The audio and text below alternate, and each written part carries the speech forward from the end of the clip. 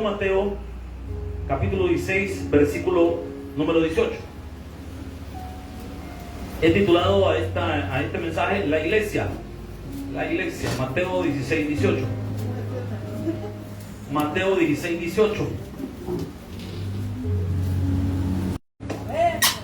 Gloria al Señor. Diga conmigo lo siguiente: yo soy quien la Biblia dice que soy. Leamos todas las palabras. Verso 18. Y yo también te digo que tú eres Pedro, y sobre esta roca edificaré mi iglesia, y las puertas del Hades no prevalecerán contra ella. Padre, agradecemos esta noche la oportunidad de meditar en las Sagradas Escrituras. Santifícanos en tu corazón, ministranos, confróntanos, Señor, y ayúdanos a entender qué es la iglesia, Señor, cómo debe funcionar la iglesia. Gracias, Padre, en el nombre de Jesús, amén y amén. Puede tomar su asiento. Saludos al hermano que tiene la par, dígale bienvenido, bienvenida a la casa del Señor.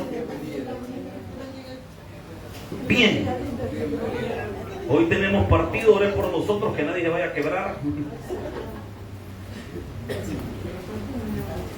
La iglesia.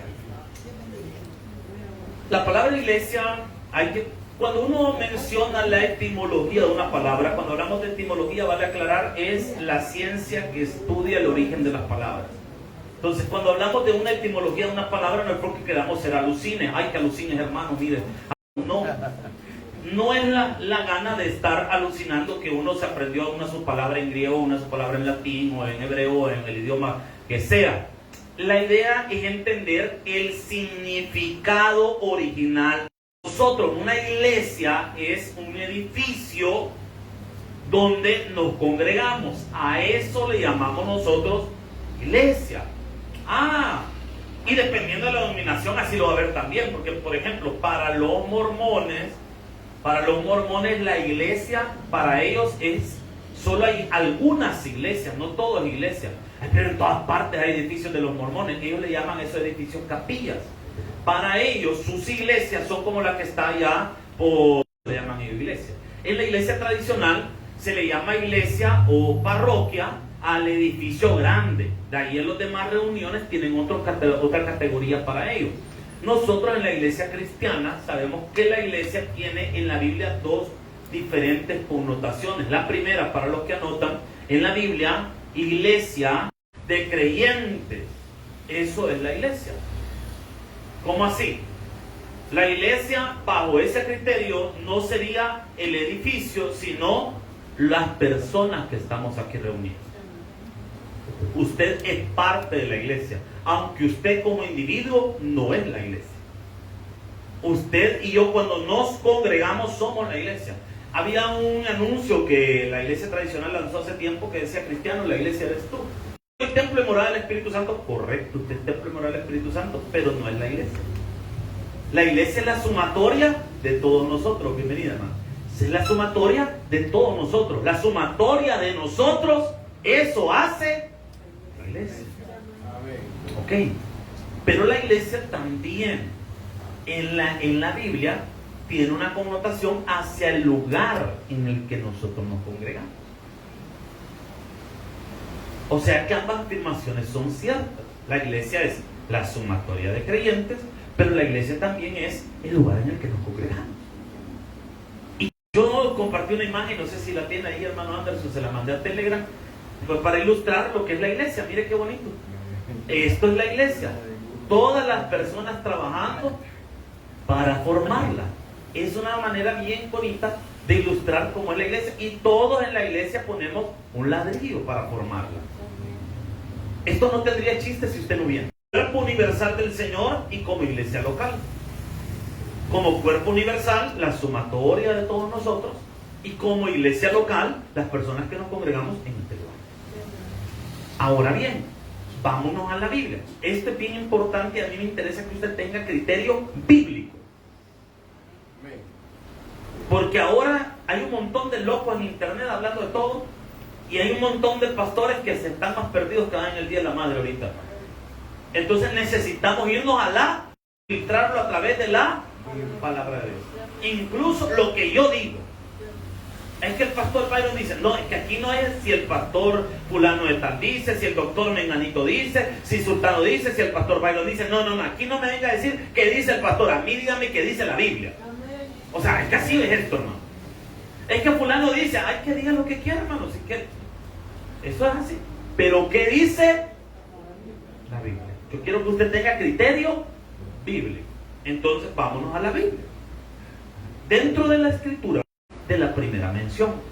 La primera mención consiste en investigar para definir algo en la Biblia. Este principio sirve, o para los que anotan, este principio sirve para definir algo en la Biblia, su significado. Entonces tenemos que irnos a la primera vez que se menciona algo, por eso el principio se llama de primera mención, porque nos vamos a... Porque en la Biblia, usualmente, la primera definición de algo es lo que esa definición lo va a seguir a lo largo de toda la Biblia. Por ejemplo, cuando habla de Satanás, la primera vez que encontramos a Satanás en la Biblia es en el Génesis. ¿Y con qué palabra Dios define a Satanás por primera vez? Astuto. Y la serpiente era más astuta que todos los animales que Jehová Dios había creado. O sea que la primera... Ok, veamos qué dice la Biblia. Versículo 13, capítulo 16 de Mateo.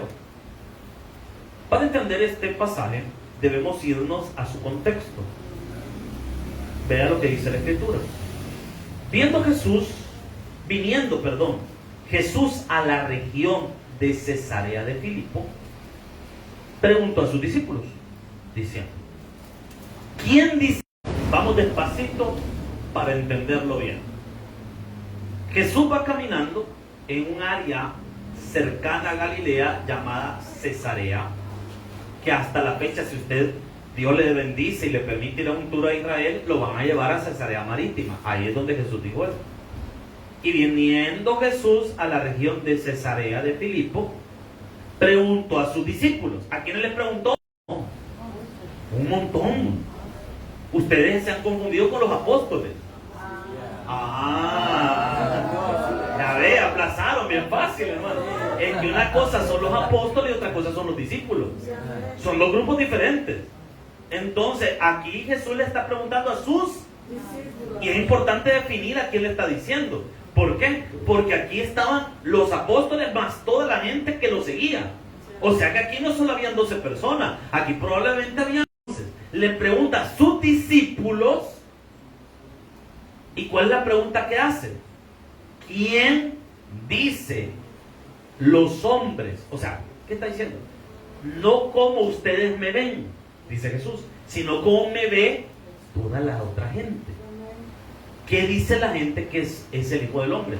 Uno de los nombres que Jesús va a usar muy frecuentemente es ese, el Hijo del Hombre. Pero el Hijo del Hombre es uno de los títulos que iba a tener el Mesías.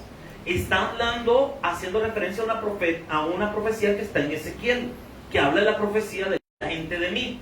¿Por qué a Jesús le interesa saber qué dice la gente de él si él ya lo sabe? ¿Por qué lo está preguntando? Porque Jesús está llevando la conversación hacia un punto. Para llevar esa conversación hacia esa enseñanza que él quiere dar, necesita que los discípulos hagan una diferencia entre lo que la gente opina de él y lo que ellos han entendido acerca de él. Entonces, Jesús les pregunta, ¿quién dice la gente que son? Y cómo cuando usted va a evangelizar y le pregunta a la gente, mire, aquí hay una gran diferencia. Cuando usted va a evangelizar y la gente, usted le pregunta, ¿y usted cree en Jesús? Todos dicen que sí. Pero la pregunta debería ser, ¿qué cree usted de Jesús? Porque hay un montón de gente, por ejemplo, que dice que Jesús es el primer revolucionario que existe. Y la gente dice, no, hombre, si Jesús es el primer revolucionario. Se lo digo porque yo estudié un ciclo en la Nacional, solo un ciclo de Walter, hermano, porque no, hombre, hay mucha mala pelada había. No, me fui a la privada, estudié en una universidad privada mejor. Pero mire, uno se topaba con gente que decía eso. Jesús es el primer revolucionario. Pues ya se imagina usted allá Jesús saliendo en la película El Mozote, ¿cómo se llamaba? El llanto de los inocentes y de volados. Entonces, no, hermano, agrero. Hay gente que ve a Jesús como un simple profeta. Por eso es que la Biblia dice, versículo 14, ellos dijeron, unos decían que era Juan el Bautista, otros Elías, otros Jeremías, o algunos. ¿Se ha fijado que todo el mundo tiene un montón de ideas de quién es Jesús?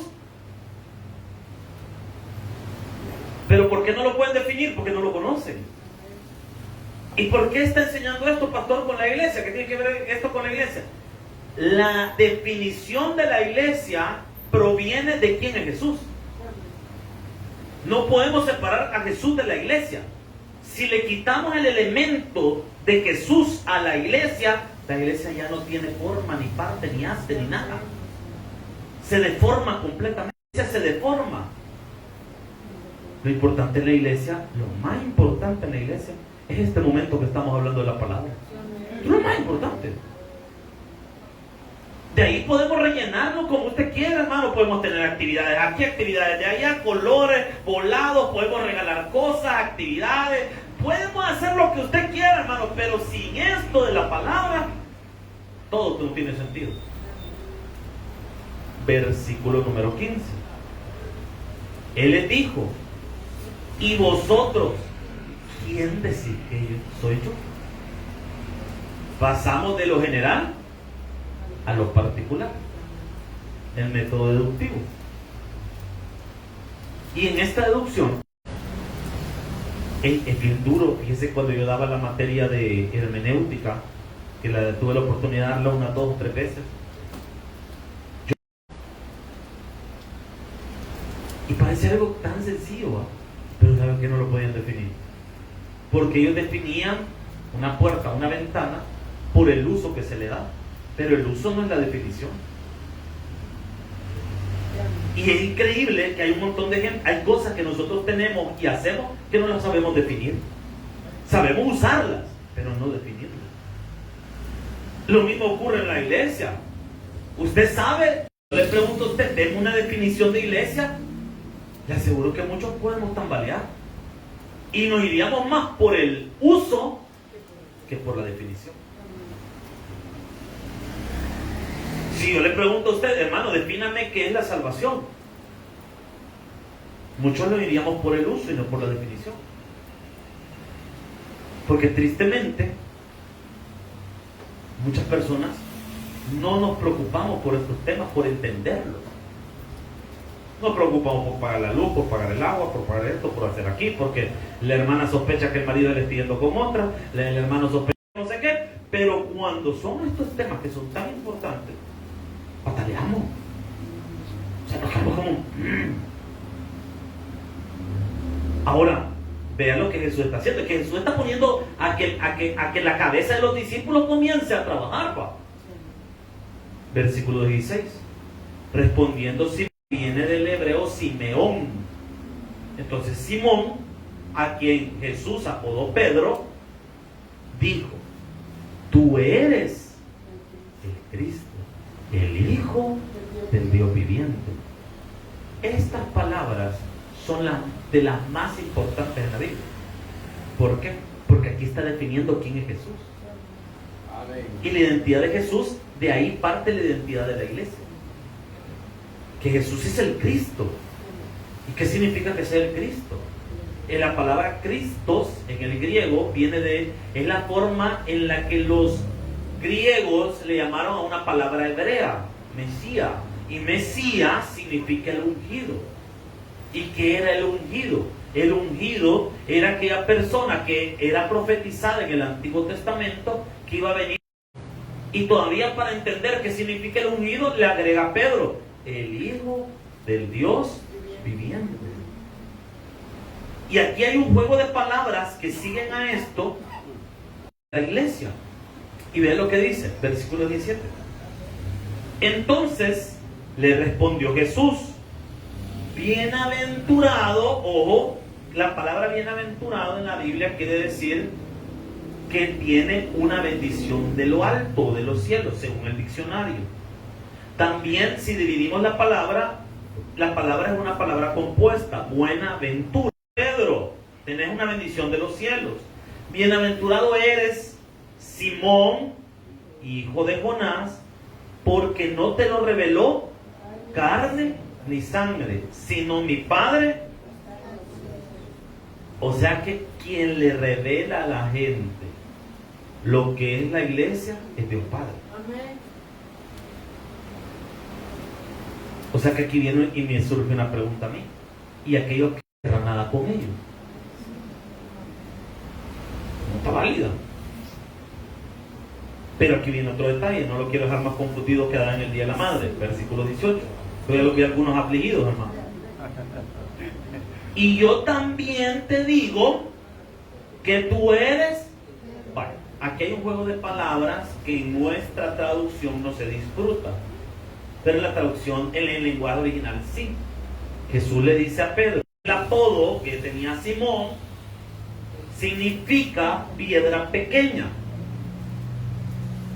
¿Cómo así? ¿Por qué Jesús le dijo a Pedro, le puso por sobrenombre piedra pequeña? Primero, estos sobrenombres no los espiritualicen tanto. Estos sobrenombres tenían que ver con características que tenían ellos. ¿Cómo qué? Por ejemplo, a dos hermanos les puso los Boanerges. ¿Y qué significan Boanerges? Hijos del trueno. Cristo. Por eso le llamaba hijos del trueno. Así que si usted conoce a alguien que solo hablando vive y que nunca se queda callado, perfectamente le puede apodar a Boanerges, mire. Hijo del trueno, qué bulla la que hace este, ¿no? Le puso Petros, piedra pequeña. Ya se le ha metido usted una piedra en el zapato, ¿no? Es que ustedes espiritualizan demasiado las cosas. No las ven como cosas reales. Entonces, como no lo vemos como real, nos imaginamos que el nombre venía porque quería darle Jesús. No, hombre, hermano, le puso Pedro es apodo. ¿Y por qué? Porque muchos molestaban. Analicen la Biblia. Bueno, ¿quién fue la persona cuando vio a Jesús caminar sobre el mar? ¿Quién le pidió que quería caminar? Pedro. ¿Quién le voló la oreja a aquel brother? Pedro. Y puedo seguir. Ahora, que tú eres Petros, piedra pequeña, y sobre esta roca, aquí hay una diferencia. Ahí no vuelvo a utilizar la palabra Petro, sino Petra. Y Petra en el griego es piedra grande. ¿Cuál es la Petra de la que Jesús está hablando? De él mismo, exactamente. Está hablando de él mismo, de quién es Jesús. Porque ¿qué preguntó en los versículos anteriores? ¿Quién dice lo de Jesús? Entonces el tema de conversación era ¿quién es Jesús? ¿Me estoy dando a entender, iglesia? Entonces ahí dice, y sobre esta Petra, esta verdad enorme de quién es Jesús, edificaré mi iglesia. Y aquí esta es la primera vez que se menciona la palabra iglesia en la Biblia. Y la palabra original utilizada para iglesia es eclesía. Y eclesía quiere decir asamblea o llamada palabra. Porque está definiendo lo que va a caracterizar a la iglesia. ¿Y qué va a caracterizar a la iglesia? Un lugar donde toda la gente debe ser invitada a entrar. O sea que en la iglesia los grupis no sirven, no funcionan. La iglesia es para que todos aprendamos a convivir entre nosotros. Amén. Obviamente van a haber afinidad entre alguno le va a caer más bien que otro, pero la idea es que todos nos llevemos bien. Amén. Dígale al hermano que tiene la par, la idea es que todos nos llevemos bien. Dígaselo. Todos nos llevemos bien. Es más, si le cae mal, con más razón, dígale, nos tenemos que llevar bien. Nos tenemos que llevar bien. Y dice la palabra, sobre esta verdad, o sea, lo que sostiene a la iglesia es la persona de Jesús. Es más, ustedes están equivocados pensando que ustedes sostienen a la iglesia. La iglesia la sostiene Jesús. Yo he visto algo y lo he visto en esta iglesia. Cuando las finanzas de esta iglesia están mal, Dios utiliza gente de afuera, dando a entender que es Él el que sostiene a la iglesia. ¿Cómo alguien de afuera va a saber que nosotros estamos mal económicamente como institución?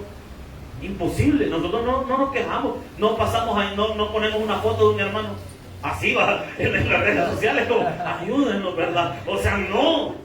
Nada que ver. Si se fijan las fotos que ponemos y publicamos en nuestras redes sociales, en las páginas de la iglesia. Y la gente, ¿cómo va a saber? Es que Dios se los pone en el corazón. Porque es Dios el que pone el querer como el hacer. Entonces de repente nosotros podemos estar equivocados pensando que nosotros sostenemos la iglesia. No, pero hermano.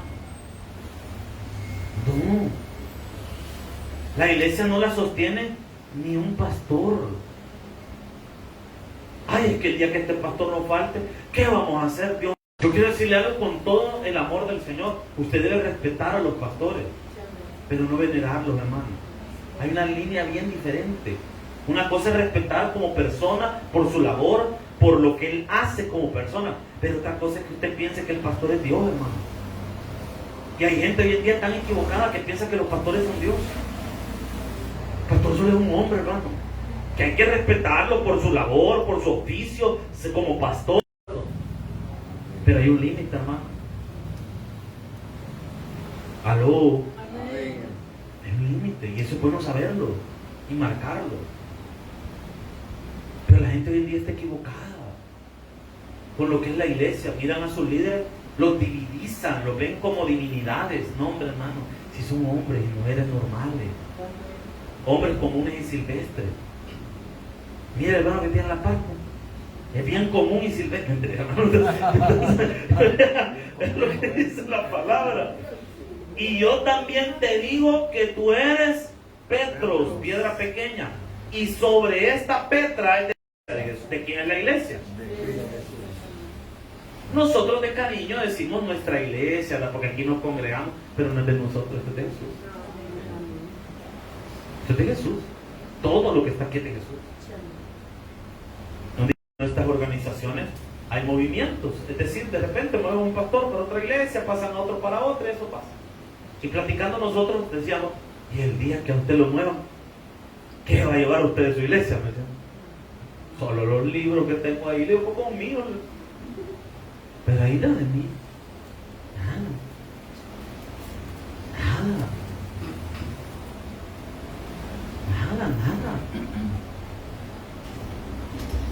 La gente, es que mire, cuando usted dona algo o pone algo, yo, por ejemplo, nosotros pagamos de cosas de nuestras casas.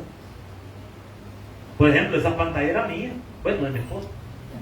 Yo la quité a ella y la traje a la iglesia. Es la de la casa.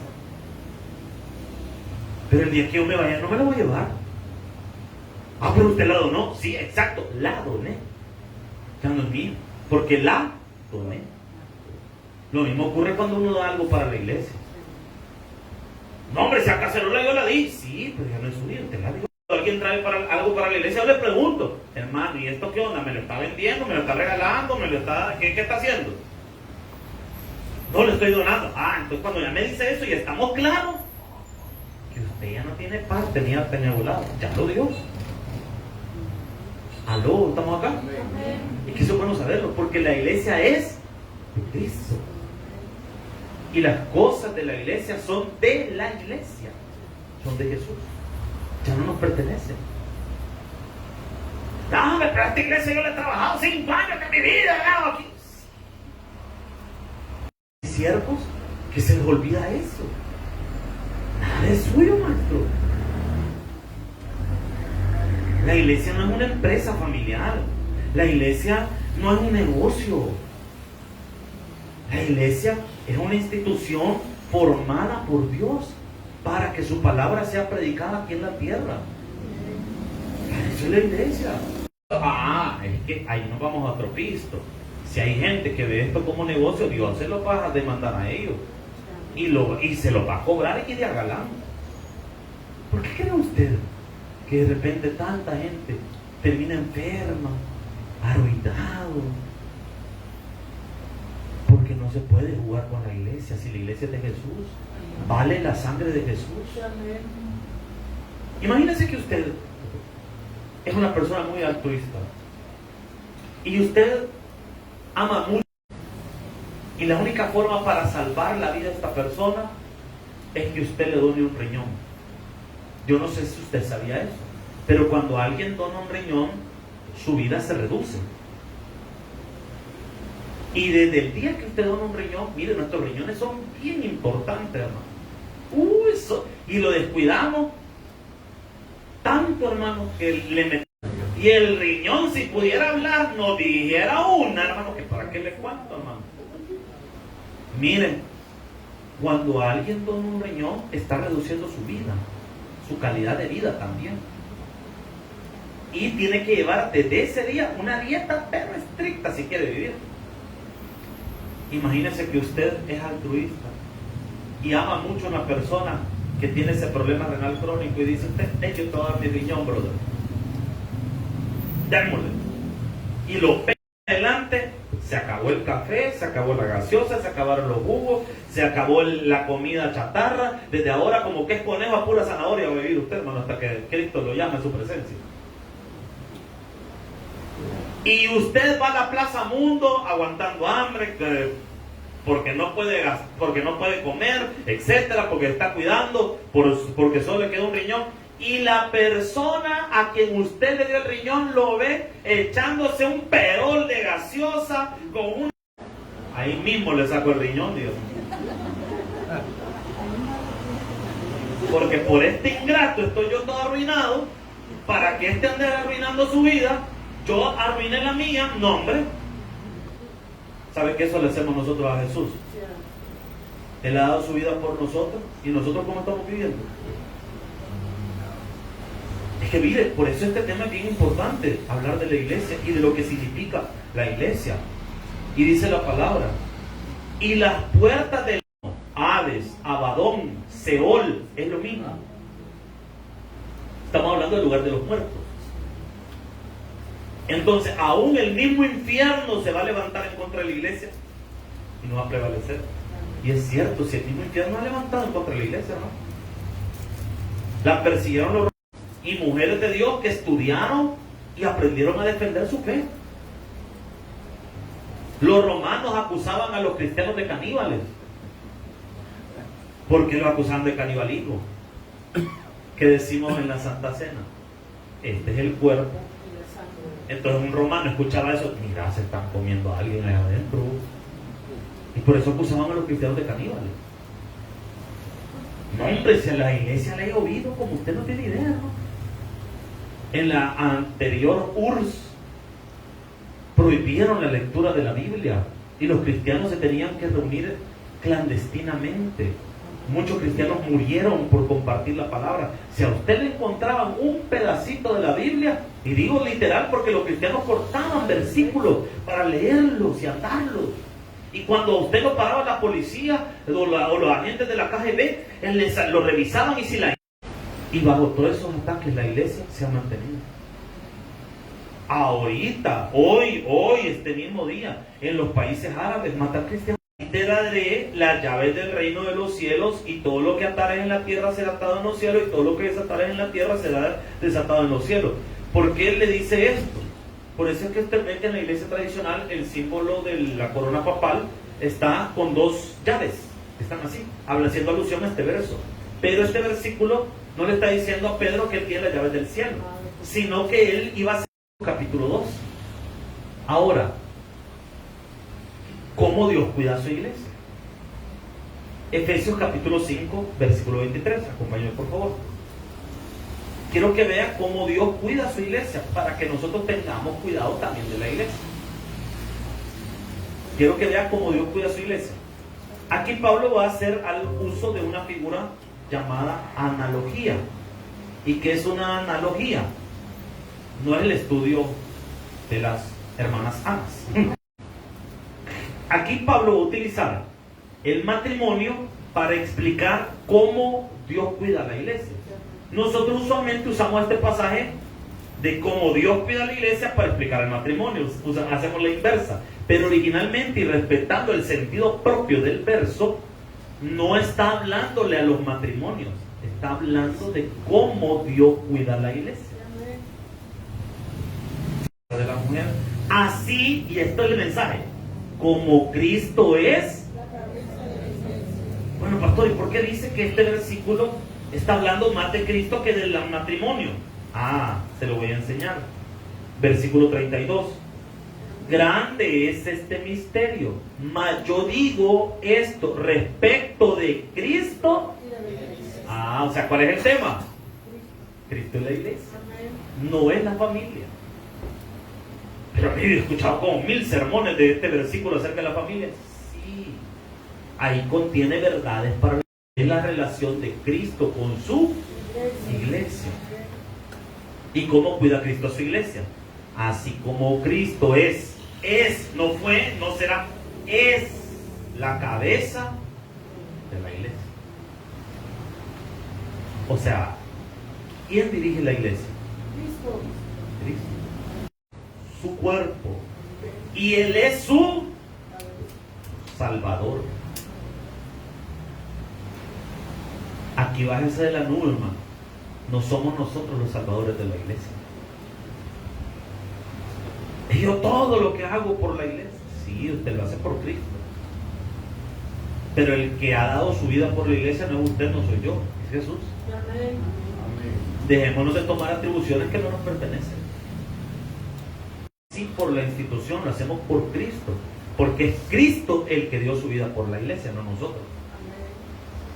Y dice la Biblia que la iglesia es su cuerpo. ¿Por qué es su cuerpo?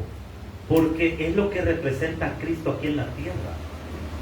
La iglesia antigua no fue conocida por sus construcciones. La iglesia antigua fue conocida, ojo con lo que le voy a decir, por la vida de los creyentes que la conformaban. Lo que impactó a muchas generaciones y a naciones enteras no eran los edificios que la iglesia construía o las obras sociales que la iglesia como institución hace. Lo que impactó por generaciones y siglos a las personas era el comportamiento de cada uno de los miembros de la iglesia.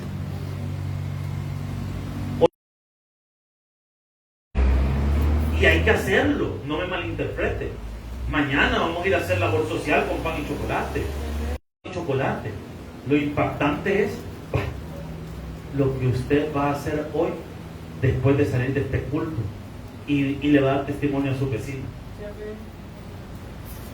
Mira que en la casa ahí de los hermanos nunca he escuchado yo gritos allí. Y esa gente cómo hace para no enojarse, vos. $1 tirados en la calle. ¿Y sabes qué hizo? Andaba preguntando de casa en casa de quién era. A usted le da risa porque ustedes lo llevarían para la casa de esto. Por eso le da risa, no valía. Bendición de Jehová, para que el que se duerme lo lleva a la corriente. No, entonces lo que impactaba a la gente era el testimonio de los miembros de la iglesia, no el tamaño de las iglesias. Si en aquel tiempo, en el tiempo que estamos hablando de la Biblia, hermano, ni siquiera se construían edificios. Si las iglesias lo único que servía, el templo o la estructura del templo, era solo para congregarse. ¿Usted cree que lo primero que importaba era un lugar donde reunirse? Y eso era todo. No sé si me estoy dando a entender. Amén. Hoy nosotros, que tenemos otras pilas, otras ideas, es que queremos construcciones enormes. Entonces, nosotros aquí no cabemos. Obviamente necesitamos unas aulas para los niños, necesitamos que la cafetería tenga su espacio adecuado para funcionar. Necesitamos espacio. Necesitamos parqueo, obviamente, pues. Pero, ojo con lo que le estoy diciendo. No es lo más importante. Lo más importante es esto, reunirse. Es que no hemos entendido a veces lo que es la iglesia, no hemos perdido a veces. Pero fíjense que fulano dice, sultano, sí, ya le dije, pero ¿qué dice la Biblia? ¿Qué dice la palabra? Definamos las cosas a la luz de la palabra. Ahora en día tenemos iglesias débiles. ¿Cómo que débiles? Si mira, ¿qué iglesia tiene 1000 miembros? ¿A qué iglesia tiene 2000 miembros? Pero todos los miembros que van a esa congregación son un montón de gente sinvergüenza, malcriados, que se portan mal, que no representan a Jesús, que le roban la mujer al prójimo. Las diaconisas, vean el de... ¿Y quién lo llevó? La diaconisa. ¿Y quién le quitó a la mujer a aquel? El diácono la llevó. Con el de seguridad después. Me lo llevó, mira, la llevó. ¿Qué cree usted que impacta más una sociedad? 1000 personas reunidas en un lugar o 10 que se portan bien, que se comportan y reflejan a Jesús. Pero es que ahí está el problema de hoy en día. Pero le digo, estamos a veces bien perdidos, porque para nosotros nos afanamos en tener cantidad, no calidad.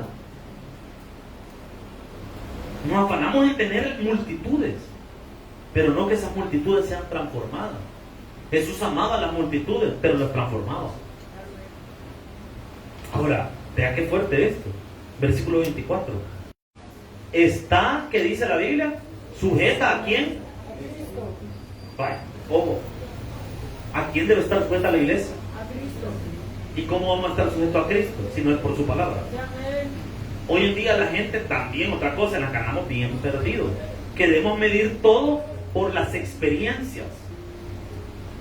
Y queremos medir la palabra por las experiencias. Pero se mide. La iglesia debe estar sujeta a la palabra. ¿Dice la Biblia eso? Sí, piense que la Biblia lo dice. Entonces hagámoslo. Si la Biblia lo dice. Pero hoy la gente lastimosamente no hace eso. Como la iglesia está sujeta a Cristo, así también las casadas lo estén a sus maridos en todo. 25. Maridos, amad a vuestras mujeres, así como Cristo amó y se entregó a sí mismo. Y vea cómo Dios cuida a su iglesia. 26. Santifica. ¿Y cómo la santifica? Por la palabra. Para santificarla, habiéndola purificado en el lavamiento del agua. ¿Por el qué dice la palabra? La palabra. A fin de presentársela a sí mismo una iglesia gloriosa.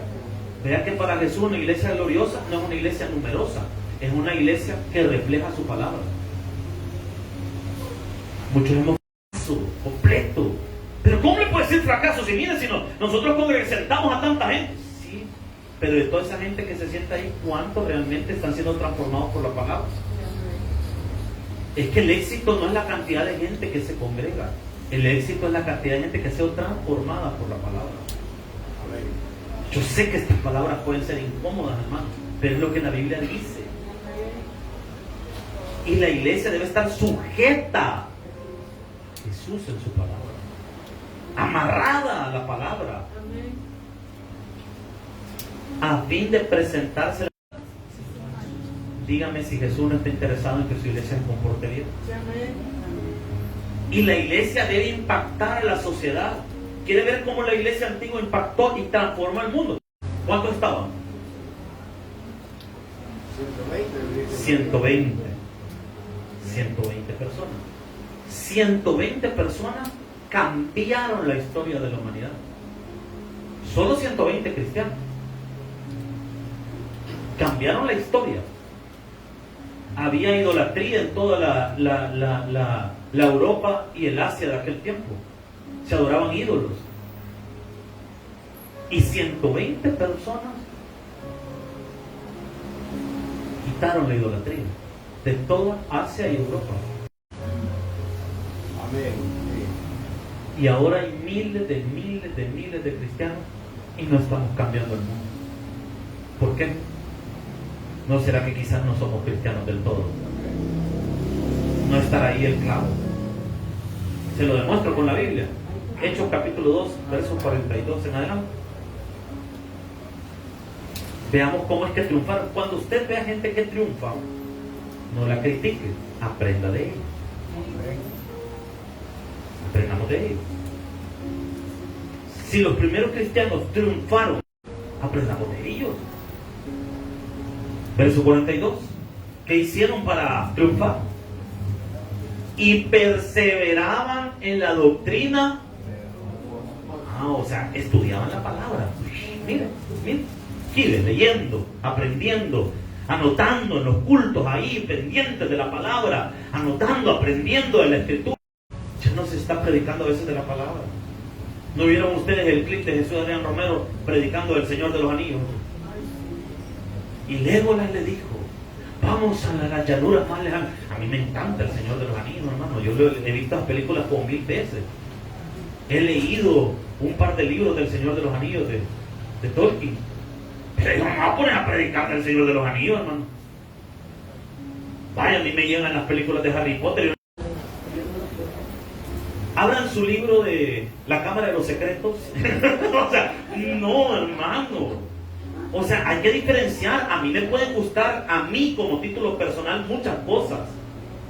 Pero yo no tengo por qué enseñarlas en el púlpito. El púlpito es para enseñar la palabra de Dios. O sea, a mí me llegan todas las cosas, hermano. Me gusta un montón de cosas, de dibujito y volado, de anime y todo volado. Pero no voy a poner a enseñar esas cosas. Yo lo que me voy a poner a enseñar es la doctrina que está en la enseñanza de la Biblia. Aló, estamos acá. Miren, por eso es importante que usted pueda diferenciar bien una iglesia que está siendo guiada por la palabra a una iglesia que está siendo guiada por los intereses personales de la gente. Ejemplo, un día íbamos en un bus hacia una misión con un amigo y vimos una iglesia y me dice, yo estoy seguro, porque lo decís sencillo, me dice, mira de qué está pintado todo, de rosado, rositas, florcitas por un lado. ¿Quién crees que decidió eso?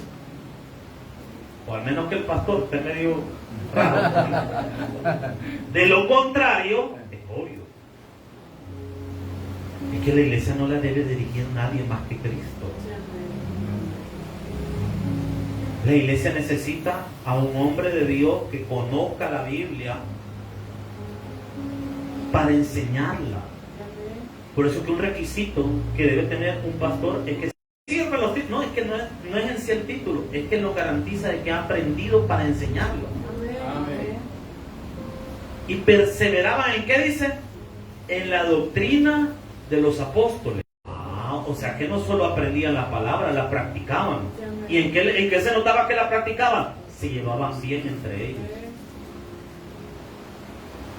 ¿Quiere saber qué tan buen cristiano es usted?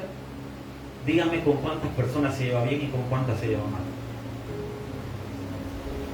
Si supera la cantidad de gente con la que usted se lleva mal, entonces ahí está el problema. No estamos practicando bien la palabra, porque la palabra nos hace llevarnos bien unos con otros. Y sabe que el estar en paz con él.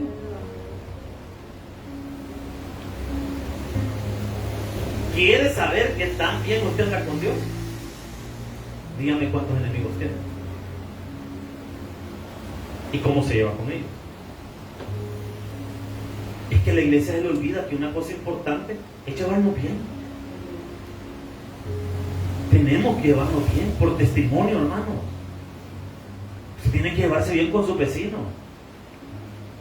¿Qué esta vieja de mi vecina? Qué feo es que los hermanos vivimos peleando en nuestras colonias, en nuestros pasajes. ¿Y quién le aventó la basura a la hermana? La otra hermana. ¿Y quién saca el chuchito ahí a que se haga enfrente de la puerta? La hermana del taber. Y ahí está que la otra señora quiere conseguir una vaca también, parece la ventana, pero bueno. Con otros. En el partimiento del pan y en las oraciones. ¿Qué es el partimiento del pan? La Santa Cena, ¿no? Y en las oraciones. ¿Por qué en las oraciones? Porque la iglesia tiene que estar marcada por la oración, hermano. Yo me recuerdo hace unos años, en la iglesia en la que yo nací, estábamos hablando con unos amigos y hablando de los cultos que no nos gustaban. ¿Y qué culto de mi pobre? Que no sé qué, venga tal. Y me recuerdo una bicha que andaba más perdida que en el día de la madre. Y vas a venir mañana, le dijimos. No, dijo la bicha, es que mañana es de oración y a mí eso de oración no me gusta. No, mira. Es que mira, a mí orar casi no me gusta. Entonces usted está más cerca del diablo que de Dios, maestro. ¿Qué se está diciendo que no le gusta? 43. Y sobrevino temor a toda persona. ¿Y por qué sobrevino temor? Al ver el comportamiento de los cristianos, la gente respetaba. ¿Sabe por qué ahora la gente hace chiste de los pastores? ¿Por qué los pasan criticando? Porque los nuevos pastores tenemos la culpa, hermano. Nos hemos portado mal, hemos hecho mal las cosas. Antes hablar de un pastor era hablar de alguien a quien uno podía respetar. Porque los pastores antes se daban su lugar como pastores. Por la forma en la que vivían, por la forma en la que actúan. Uno de mis mentores, a quien yo respeto mucho, hoy por la tarde estábamos platicando. A mí él, solo verlo, me inspira respeto, pues. Solo verlo. Porque es un señor de respeto. Y le estoy hablando, digo, de su vestuario, su forma de vida. Solo su manera de vida confronta. Porque uno dice, no, hombre, se ve que respeta la palabra. ¿Cuántos nos damos cuenta que tenemos mucho que aprender, hermano? Y con esto termino. 46. Y perseverando unánimes cada día, o sea, se congregaban seguido todos los días. Y partiendo el pan en las casas, esta es la comida, comían juntos, como dice la palabra, con alegría. ¿Y qué? Dígame si no tenemos mucho que aprender de esta gente. Sí. Bravo. Mire el bravo que tiene acá. Ya está bravo porque ya quiere ir. Alabando a Dios y teniendo favor por todo el pueblo. La iglesia necesita volver a ser iglesia. La iglesia necesita volver así, como dice la Biblia. Volver a lo que dice el Señor y respetar a Dios sobre todas las cosas. Un fuerte aplauso, Señor. Padre, gracias por la enseñanza de esta noche. Gracias porque la palabra había sido clara, Señor, fuerte, directa, para seguir alabando y glorificando tu nombre. Gracias, Señor, porque tú eres bueno. Ayúdanos, Señor, a disfrutar esta noche en paz y tranquilidad. Ayúdanos, Padre, te lo pedimos en esta hora, mi Señor. Permítanos disfrutar, Dios, de esta noche en paz y tranquilidad. Gracias por los hermanos, Señor, que nos van a acompañar, que puedan disfrutar esta noche, Señor. Gracias, Dios. En el nombre poderoso de Jesús, lo pedimos todo creyendo.